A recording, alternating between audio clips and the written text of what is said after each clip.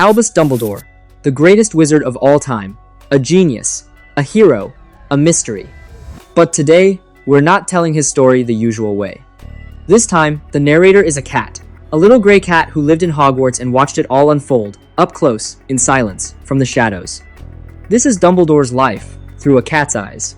November 1st, 1981. The first time I saw Dumbledore was on a freezing night in November, 1981. I remember it clearly because I was huddled in a cardboard box under the porch of number 4, Privet Drive, trying to escape the bitter cold. And then I saw him. An old man in robes suddenly appeared on the street corner. I mean literally appeared, like magic. Pop, and there he was. He held something that looked like a lighter and waved it at the street lamps. And you know what? The lights flew into that little device, one by one. The entire street went pitch black. Cool, I thought at the time. This human can steal light.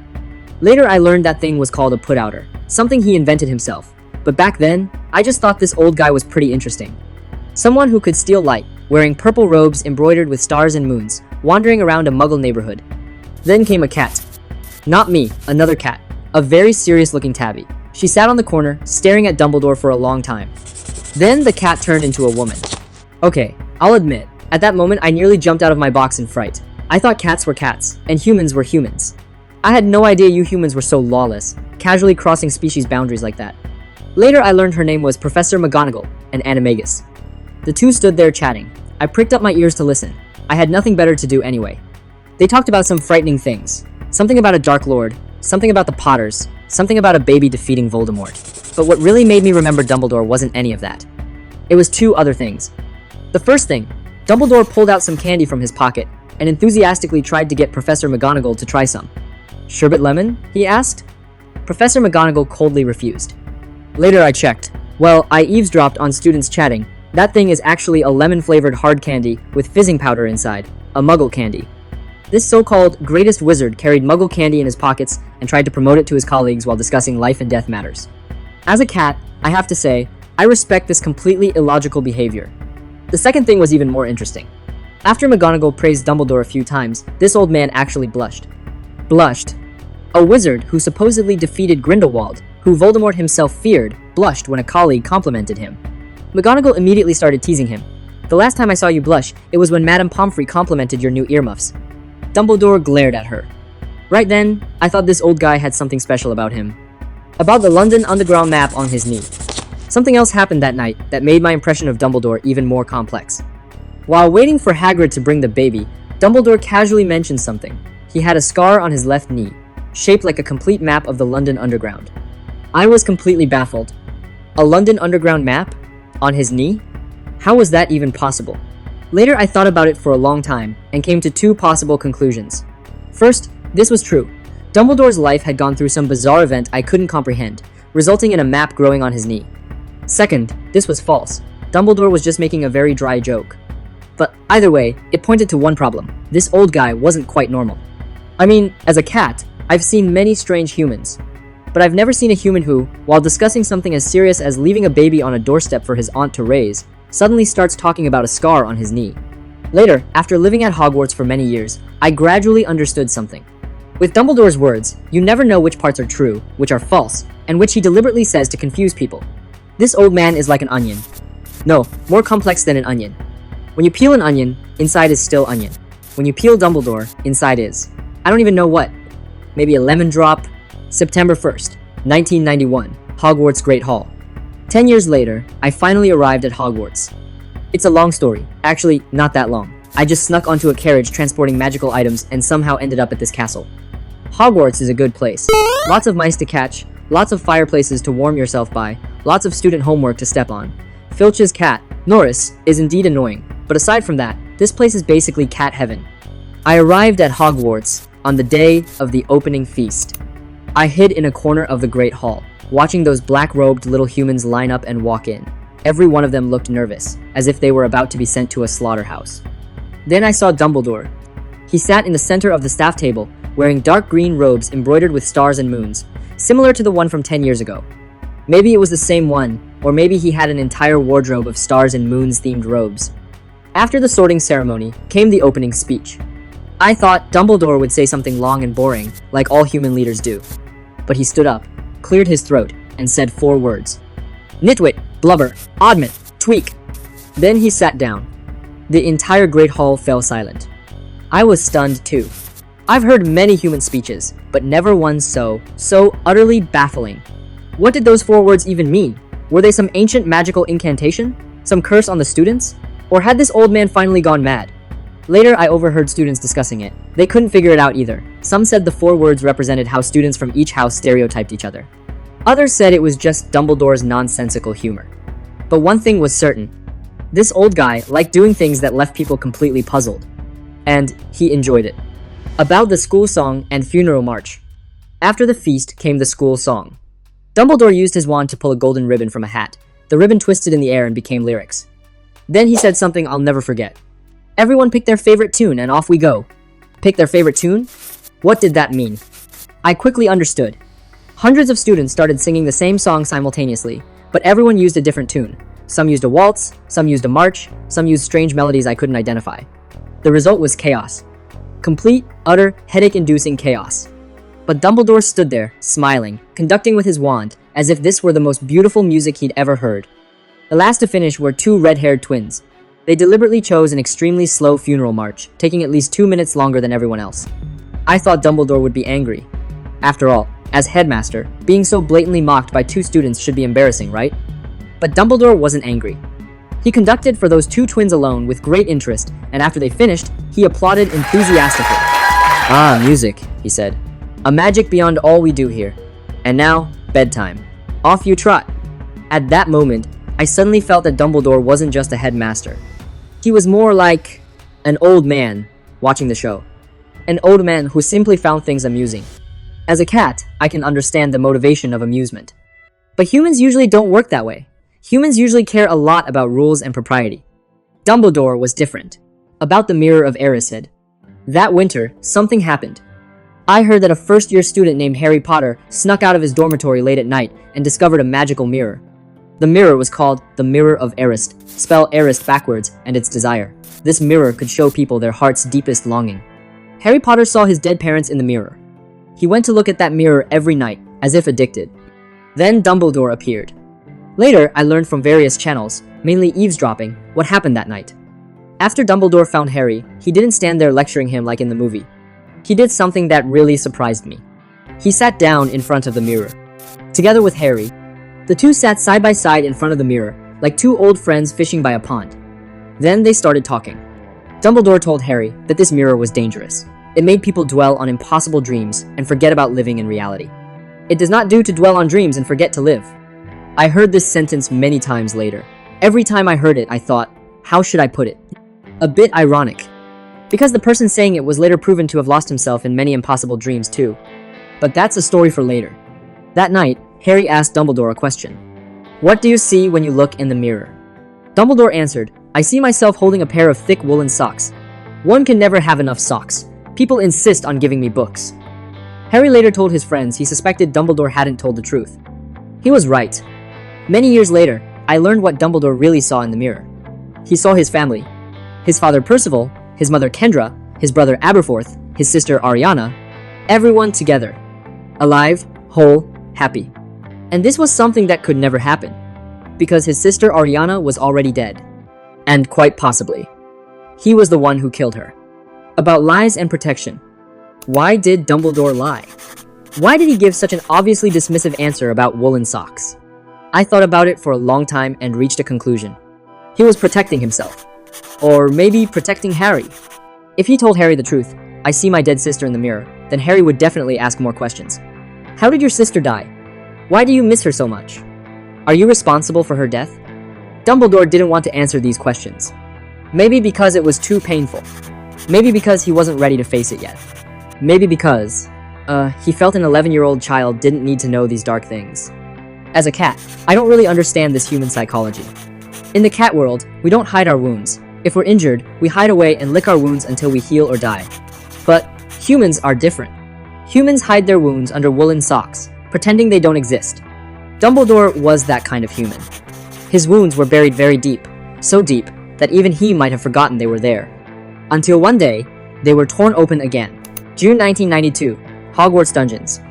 At the end of that school year, something big happened. Harry Potter and his two friends passed through a series of traps and came to the dungeon where the Philosopher's Stone was hidden. There, they encountered. Well, I only learned the details of this part later. At the time, I was just an ordinary cat. I couldn't follow them in. But I know the result. Harry confronted Voldemort in the dungeon, who was possessing Professor Quirrell. He discovered that his touch could hurt Quirrell. This had to do with his mother's sacrifice, but that's another story. In the end, Dumbledore arrived in time and saved Harry from Quirrell. Voldemort's soul escaped. Quirrell died. Harry fell unconscious. About the hospital visit. Harry was unconscious in the hospital wing for many days. When he woke up, he found Dumbledore sitting by his bed. Later, I learned the details of that conversation from various sources. Dumbledore told Harry many things. About his mother's sacrifice. About why Voldemort couldn't kill him. About how the stone had ultimately been destroyed. But what really impressed me was a small detail in the conversation. When the topic touched on Harry's parents, Harry's eyes became moist. He was an 11-year-old child. He had never seen his own parents. He had just gone through a life and death ordeal. He had every reason to cry. But he clearly didn't want to cry in front of the headmaster. At that moment, Dumbledore did something very subtle. He pretended to turn and observe a bird outside the window. He just stood there, back to Harry, as if very interested in something outside. He gave Harry time to wipe away his tears. He gave Harry the chance to preserve his dignity. This detail changed my view of Dumbledore significantly. A person who could notice a child's tears and choose to pretend not to see them. This wasn't a cold person. This was a delicate person. A person who understood kindness. At that time, I thought, this was all there was to Dumbledore. A gentle, kind old grandfather who liked candy. I was wrong. I was very wrong. Later I realized his gentleness was only the surface. Beneath that gentleness lay many things I couldn't understand. Plans, calculations, choices that had to be made. But that was for later. About the photo album. After that conversation, Dumbledore gave Harry a gift. A photo album, filled with photos of Harry's parents. These photos were collected by Dumbledore, who personally wrote to old classmates of Harry's parents. He spent time, spent effort, just so an orphan could see what his parents looked like. This made me realize something. Dumbledore wasn't just protecting Harry. He loved him. In the way an old person loves a child. In a way, perhaps mixed with guilt. After all, it was Dumbledore who left baby Harry on the Dursleys' doorstep. It was he who let Harry spend 10 years in that abusive family. Maybe the photo album was a form of compensation. Maybe Dumbledore felt he owed Harry something. As a cat, I don't really understand human guilt. But I know guilt makes people do many strange things. Many things Dumbledore later did for Harry were probably related to guilt. June 1992, end-of-term feast. At that year's end-of-term feast, something happened that no one expected. When the feast began, the Great Hall was decorated in Slytherin's green and silver. Slytherin had won the House Cup for 6 consecutive years, and this year seemed no different. But Dumbledore stood up and announced a series of last-minute points. First, he gave Ron Weasley 50 points for that spectacular game of chess. Then he gave Hermione Granger 50 points for the cool logic she'd shown in the face of fire. Next, he gave Harry Potter 60 points for pure nerve and outstanding courage. At this point, Gryffindor and Slytherin were tied. The entire Great Hall held its breath. Then Dumbledore said, "And there is one more person, Neville Longbottom." Neville? That chubby kid who was always losing things, who got bullied by his own broomstick? "I award him 10 points. Dumbledore said, "It takes a great deal of bravery to stand up to your enemies, but a great deal more to stand up to your friends." Neville tried to stop his friends from breaking the rules. Just like that, Gryffindor won the House Cup by 10 points. I was hiding in a corner of the Great Hall at the time, and I saw many interesting expressions. The Slytherin students were dumbfounded. The Gryffindor students were overjoyed. And Professor McGonagall, that old lady who was usually very strict with students, she was exceptionally proud. She loudly told the other teachers around her, "Neville is a student of my Gryffindor house." I noticed Dumbledore looking at Professor McGonagall, the corners of his mouth curling up slightly. He was smiling. Not a smug smile, but a kind of, how should I put it? And "I knew you'd react this way" smile. About the definition of courage. Later I thought for a long time about why Dumbledore gave Neville those points. The surface reason was, it takes courage to stand up to friends. But the deeper reason, I think, was more complex. Dumbledore was telling everyone something. Courage isn't just charging forward. Courage can also be standing back and saying no. Courage can be soft, clumsy, unremarkable. Like Neville. He didn't defeat any enemies. He didn't solve any puzzles. He just stood in the common room, trying to stop his friends from going to their deaths. Then he was petrified by Hermione's full-body bind curse. He failed. But in Dumbledore's eyes, this failure was more valuable than many successes. As a cat, I can understand this principle. Sometimes I see a little mouse standing in front of me, trembling, but refusing to run away. It's protecting something behind it. This behavior, from a practical standpoint, is foolish, but from some higher perspective, it's worthy of respect. Dumbledore's way of seeing people might be similar to my way of seeing mice. We can both see those things hidden beneath the surface. 1992 to 93 school year, Hogwarts. That year, strange things happened at Hogwarts. Students started being petrified. They didn't die, they just became stiff, lying in the hospital wing like statues. Everyone was afraid. Everyone was talking about the Chamber of Secrets and the heir of Slytherin. And Dumbledore. Dumbledore remained his usual calm self. He walked through the corridors, greeting students, stuffing various strange candies into his pockets, as if nothing had happened. But I knew he was worried. Because one night, I saw him. That night, he came down from the headmaster's office, walked through the corridor, toward the kitchens. He said he was going to get a cup of hot chocolate. At 3 in the morning. Alone. I thought he probably just couldn't sleep, or he needed alone time to think. But on the way to the kitchens, he discovered a petrified student, Colin Creevey. That first year, who was always carrying a camera, following Harry Potter around like a shadow. He lay in the corridor, still holding a bunch of grapes in his hand. Those were the grapes he'd prepared to bring to the hospital to visit Harry, who was there after being injured by a rogue bludger sent by a crazy house elf. Dumbledore stood there, looking at Colin, silent for a long time. The expression on his face. It's hard to describe.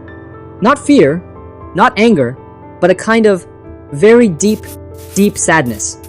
And a bit of something else.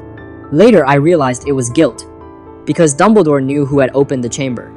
He knew from the very beginning about the suspicion from 50 years ago. In 1943, the chamber was opened for the first time. A student died then, Moaning Myrtle. A third-year student named Rubeus Hagrid was accused of being the culprit because he had raised a dangerous spider. He was expelled, his wand snapped. But one person didn't believe Hagrid was the culprit. That person was Dumbledore. At that time, Dumbledore was just a transfiguration professor, but he had already begun to suspect the real culprit was another student. A Slytherin prefect named Tom Riddle, a young man who later changed his name to Voldemort. Dumbledore had no evidence, only suspicion. But from that time on, he began to closely observe Tom Riddle, noticing his darkness, his ambition, his thirst for power. 50 years later, when the chamber was opened again, Dumbledore had probably already guessed what was happening. But he didn't have enough evidence. He could only wait for the truth to surface on its own. This confused me a bit. As a cat, if I know where the mouse hole is, I charge straight at it. I don't sit beside it waiting for the mouse to walk out on its own. But Dumbledore wasn't a cat. He was a chess player. He was waiting for the right moment. At least, that's how I understood it at the time. Later, I realized things might be more complex than I imagined. Maybe he wasn't just waiting for the right moment. Maybe he was observing, testing, watching how certain people would respond. This thought made me a bit uncomfortable, but I couldn't say why. About the only teacher who liked Hagrid. I heard a story. Young Hagrid was a problem student. He would raise tarantulas in wardrobes, wolf cubs under beds, even tried to befriend trolls. No teacher liked him, except the Transfiguration professor at the time. That Transfiguration professor was Dumbledore. When Tom Riddle accused Hagrid of opening the chamber, the accusation was so easily believed because in other teachers' eyes, Hagrid had always been a troublemaker. Only Dumbledore believed he was innocent. For 50 years, only Dumbledore. Later, Hagrid became Hogwarts' keeper of keys and grounds. Dumbledore gave him that job. Even later, Hagrid became the Care of Magical Creatures professor, also appointed by Dumbledore. When the Daily Prophet exposed Hagrid's giant blood and Hagrid wanted to resign, Dumbledore firmly refused his resignation. "You must come to breakfast tomorrow," Dumbledore said. As a cat, I can understand this kind of loyalty. Dumbledore's loyalty to Hagrid was like a cat's loyalty to its territory. Once claimed, it won't be easily abandoned, even if the whole world opposes it, about protecting Ginny. After the chamber incident ended, the truth came out. It turned out a first-year girl named Ginny Weasley had been controlled by Tom Riddle's diary, unwittingly opening the chamber and releasing the basilisk. This was a very serious problem. According to normal procedure, Ginny should have been questioned, investigated, possibly even expelled. But Dumbledore did something very clever. He smoothed it over. The diary had already been destroyed by Harry with a basilisk fang. There was no evidence to prove Ginny had been controlled by Voldemort. Dumbledore chose not to pursue it. He chose to protect this manipulated little girl. He didn't let Ginny's memory be further investigated, didn't let her face punishment or psychological trauma because of this. Was this mercy? Or covering up the truth? As a cat, I can't really tell the difference between the two. But I know when Dumbledore did this, he must have thought of another young person who had been used by dark magic. Himself. About the award for special services. In their adventure through the chamber and destroying the basilisk, Harry and Ron broke nearly 100 school rules. If it were any other headmaster, these two students would have been expelled long ago. But what did Dumbledore do? He decided on the spot to give them both the award for special services to the school. Plus 200 points each. That's right, 200 points each. This was one of the highest point awards in Hogwarts history. I was hiding in a corner at the time, watching Dumbledore's expression when he announced this decision. He looked very happy. Not the kind of, I'm fulfilling my duty happy, but the kind of, I'm genuinely proud of these two kids happy. His eyes were sparkling. At that moment, I suddenly felt that Dumbledore wasn't just a headmaster. He was more like a grandfather. A grandfather watching his grandchildren return from adventure, covered in mud but unharmed. About Lockhart. That year, there was another amusing episode. The defense against the dark arts professor was a man named Gilderoy Lockhart. He was a fraud.